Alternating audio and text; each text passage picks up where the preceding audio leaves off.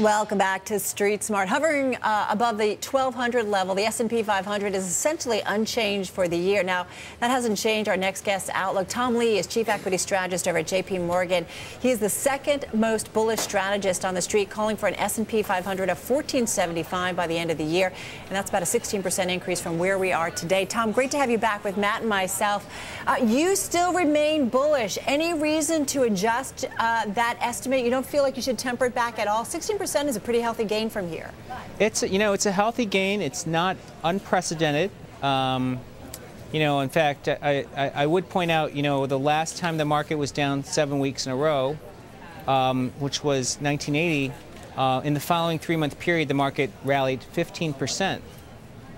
So that that would really kind of take us to September with a 15% gain.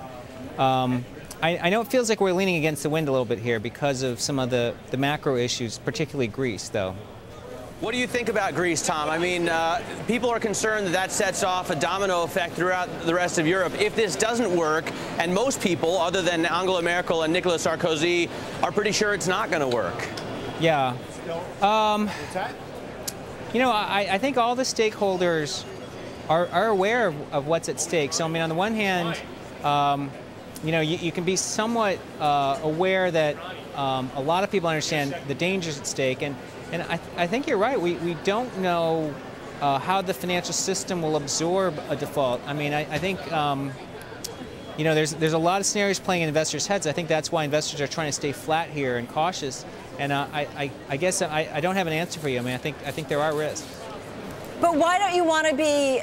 You say there are risks, Tom, but why don't you want to be cautious then? Well, I think part of the reason is that if there were going to be significant risk to equities, we'd see much greater stress in a lot of other risky asset markets. In other words, like a spread I would point to is the BB versus CCC bond spread. It's widened, but it's not nearly showing major distress. The high grade over Treasury spreads have widened. I mean, these are reflective of investors kind of going flattish or de-risking, right? But not something saying, hey, listen, if there's a default, everything goes haywire. So I'd say that I think that people might think we're calling Chicken Little if we suddenly decided to de-risk just because we got to see what happens with Greece. All right, you mentioned Greece, and we've got a headline actually crossing on Italy right now, Tom, and it says Italy's government bond ratings may be cut by Moody's. I mean, you throw that now on top of things, and it feels like, we've all been questioning whether we're going to see the contagion effect. It may not just be Greece. It may be Italy. It may be Portugal. It may be, and the big one is Spain. Does that worry you even more to kind of get that headline? Well, absolutely. I mean, I think we have to be aware rating agencies are not necessarily governing prices, right? A lot of these bonds already reflect implicit downgrades of their ratings for these sovereigns. I think it's going to be very important, though, to demonstrate that existing mechanisms can deal with the liquidity situation, and that fiscal austerity and budget balance can be achieved. I mean, I think those are really important benchmarks, and I think to the extent that we can resolve Greece, if we resolve Greece, I mean, to the extent we can resolve it, I think it gives investors comforts that we can work our way through other situations as well.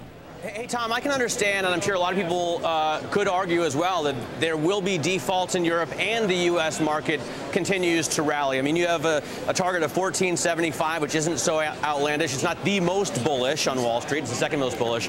But you think housing is going to come back, and you say GDP growth is going to be 5%. I think that's one statement that would make a lot of people's jaws drop. Why are you so optimistic on the U.S. economy?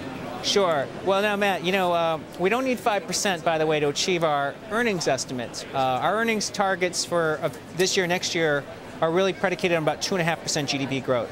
But I think the upside story, the thing that really kind of gives this positive feedback loop is a real strengthening in the U.S. housing market. And again, I think we've mentioned this before. I think the Schiller data is distorted because of the magnitude and share of distressed properties.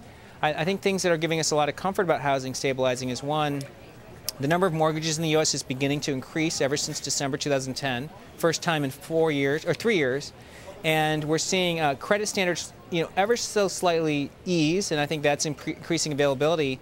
And then prices of non-distressed homes are actually going up. So I mean, housing is showing the repair, and if we can get the labor market to expand, it's going to create household formation. And 5%.